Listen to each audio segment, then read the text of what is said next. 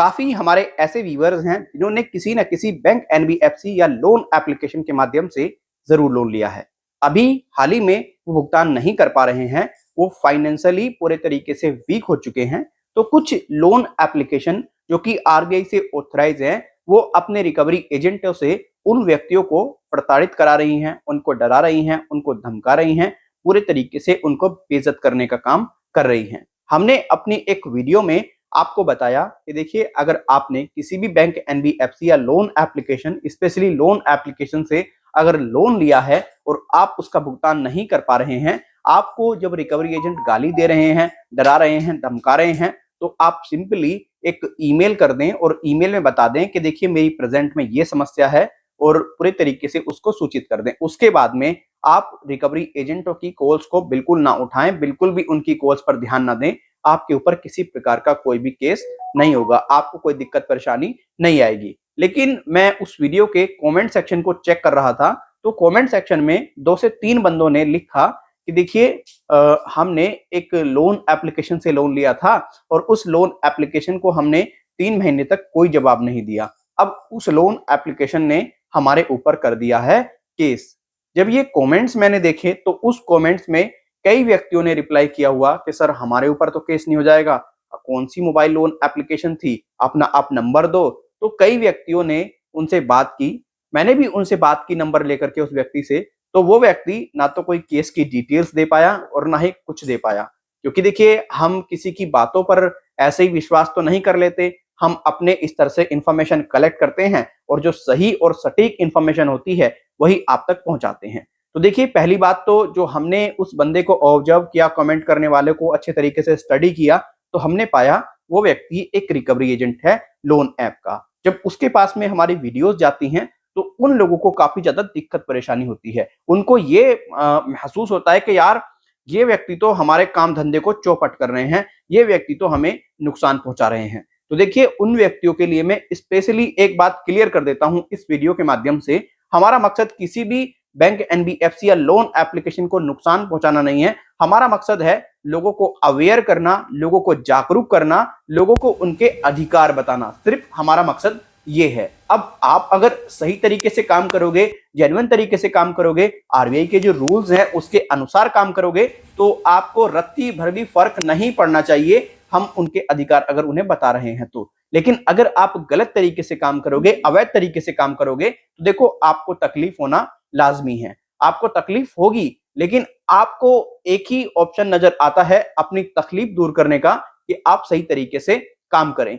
अगर आप ऐसे कमेंट्स में कमेंट करेंगे, उल्टे सीधे लिखेंगे, तो आपकी जानकारी के लिए बता दूं, लोग अवेयर्ड हैं, लोग पूरे तरीके से चीजों को समझते हैं, वो कभी कोई मैनिपुलेशन में नहीं रहते हैं। चीजों को बेहतर तरीके से हम समझाने के लिए बैठे हैं। अब देखो व्यूअर्स, आप एक बात समझिए, आपने किसी भी बैंक, एनबीएफसी या लोन एप्लीकेशन के माध्यम से लोन ले लिया और बाय द वे आप उसका पे नहीं कर पा रहे हैं।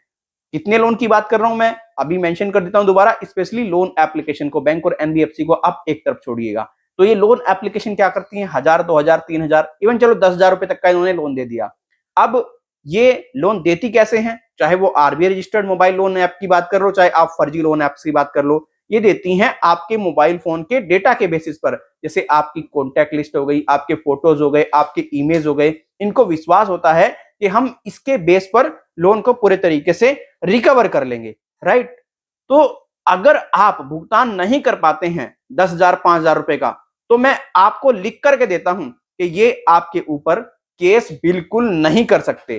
ये सिर्फ आपको डरा सकते हैं, आपको धमका सकते हैं, आपके साथ में उत्पीड़न कर सकते हैं, जो कि इनको ये नहीं करना चाहिए। ये पूरे तरीके से गलत है। अगर किसी व्यक्ति ने किसी बैंक, एनबीएफसी से मानो लोन ले भी लिया, तो भाई उसको आप तरीके से रिकवर करो, अच्छे तरीके से रिकवर करो, प्यार से बात करो, ग्राहक की समस्या को समझो और ग्राहक को समझाओ, और इससे क्या होगा, आपको भी अच्छा खासा बेनिफिट होगा। लेकिन नहीं, ये लोगों का तो यही है, बस गालियां देना, डराना, धमकाना, इससे पता नहीं ये लोग क्या कर बैठे हैं। तो आप में से अगर कोई भी व्यक्ति है जो ये व्यक्ति कह रहा है कि हमने लोन नहीं चुकाया, लोन ऐप्स का हमारे ऊपर केस कर दिया, तो पूरे तरीके से वो गलत कह रहा है। अगर कोई व्यक्ति ये भी कह रहा है कि इस यूट्यूबर ने इंफॉर्मेशन दी थी कि आप लोन एप्लीकेशन का कॉल रिसीव मत करो, लेकिन अब हमने ऐसा ही कर दिया तो हमारे ऊपर केस हो गया। तो बिल्कुल ऐसा नहीं होगा। मैंने अपनी वीडियो में क्लियर कट इंफॉर्मेशन दी है। अगर आपने किसी भी बैंक एनबीएफसी के माध्यम से किसी प्रकार का कोई भी लोन लिया है और आप अगर भुगतान नहीं कर पा रहे हैं, तो आप उस बैंक एनबीएफसी या लोन एप्लीकेशन की ऑफिशियल ईमेल आईडी पर एक ईमेल ड्रॉप करें। उसमें बताएं पूरे तरीके से कि देखिए मेरी प्रेजेंट में ये समस्या है और मैं इस वजह से पेमेंट नहीं कर पा रहा हूं और आपके रिकवरी एजेंट मेरे को अब्यूज कर रहे हैं, मुझे डरा रहे हैं, मुझे धमका रहे हैं।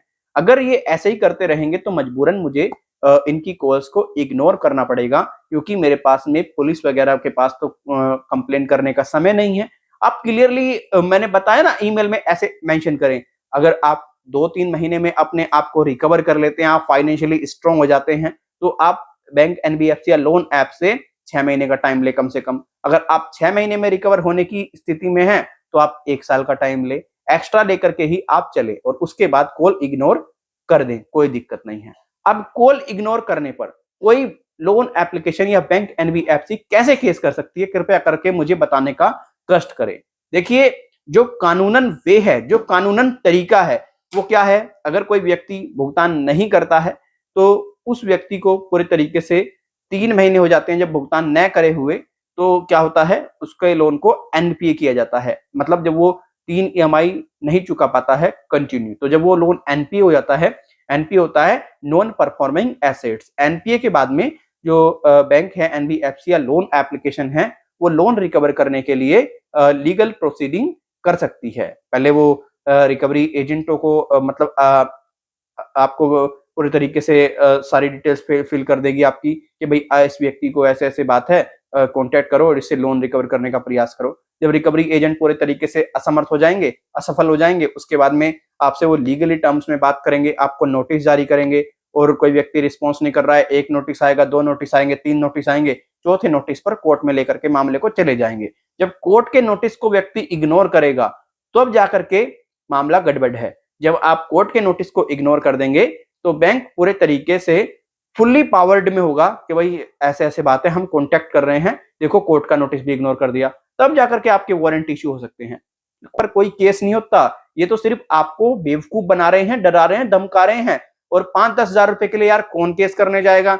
5-10 हजार रुपए तो आज की डेट में एडवोकेट की फीस ही है। अब फिर भैया केस चलना है। अब केस में भी ये थोड़ी ना है कि अगर किसी व्यक्ति का 10 हजार का लोन है, आप उससे 50 हजार, 20 हजार, 30 हजार ले लोगे। भैया जितना लोन है उतना ही तो लोगे। तो किसके सर पर गुमड़ा निकला है कि वो 10 हजार रुपए के लिए केस करेगा? तो ये लॉजिक वाली बात है, इनको आप समझने का प्रयास करें। आप में से कई व्यक्ति ऐसे होंगे जो डरे हुए हैं, घबराए हुए हैं इन गुंडों से। आपको डरना घबराना नहीं है, आपको अपने आप को स्ट्रॉन्ग बनाना है और आपको इनकी कॉल्स को पूरे तरीके से इग्नोर करना है। सिंपल वे और सिंपल तरीका यही है। अगर फिर भी आपको कोई दिक्कत परेशानी हो रही है, फिर भी आपको कोई समस्या है, तो आप हमसे संपर्क कर सकते हैं। हमसे संपर्क करने के लिए आपको क्या करना पड़ेगा? पहले तो हमारी वीडियोस आपको ऑलरेडी मिल जाएंगी, आप हमारी वीडियोस को ही वॉच कर सकते हैं। अगर वीडियोस से आपको कोई हेल्प नहीं मिल रही है तो देखिए, आपके लिए हमने एक पेड सर्विस शुरू की है। आप जैसे कई व्यक्ति हैं जो हमारी पेड सर्विस के थ्रू हमसे जुड़े हैं और उनको बेहतर से बेहतर सॉल्यूशन मिला है। पेड सर्विस लेने के लिए आपको हमें अपना प्रॉपर डिटेल्स देना पड़ेगा, जैसे आपका नाम, अपना मोबाइल नंबर, आपका करंट इशू क्या है, आप ईमेल में प्रॉपर डिटेल्स हमें दे देंगे। हमारा ईमेल आईडी वीडियो के डिस्क्रिप्शन बॉक्स में अवेलेबल है। मैं आपको मौखिक रूप से बता देता हूं, हमारा ईमेल आईडी है jayjanshakti@hotmail.com। अब आप में से कई व्यक्ति ऐसे होंगे जो ईमेल करने में असमर्थ होंगे, जिन पर ईमेल करना नहीं आता है, तो उनके लिए ये हमारा व्हाट्सएप नंबर आप नीचे देख पा रहे होंगे। इस व्हाट्सएप नंबर पर ये सारी डिटेल सेंड कर दें। Very simple. जैसे ही आप प्रॉपर डिटेल सेंड कर देंगे, आपको पेमेंट का मेथड बता दिया जाएगा। जैसे आप पेमेंट कर देंगे हमें, उसके बाद टेलीफोनिकली आपका अपॉइंटमेंट फिक्स करके आपको हम प्रॉपर तरीके से गाइड कर देंगे। हम आपको बता दें पहले ही, हम ना तो कोई सेटलमेंट कराते हैं, ना ही किसी बैंक एनबीएफसी से हम लिंक्ड हैं। हमारा काम है सिर्फ आपको जानकारी देना, आपके प्रॉब्लम के बेसिस पर और अपने व्यक्तिगत अनुभव के आधार पर। Because I am not a advocate, right? इस बात का आप ध्यान रखें। तो आशा करते हैं ये वीडियो आपके लिए काफी हेल्पफुल रही होगी। इस वीडियो से आपको काफी हेल्प मिली होगी। अगर ये वीडियो हेल्पफुल रही, वीडियो को आप लाइक, शेयर, चैनल को सब्सक्राइब करें। फिर मिलेंगे किसी और वीडियो में। अपना ख्याल रखें, अपनों का ख्याल रखें। बाय बाय, टेक केयर, जय हिंद, वंदे मातरम।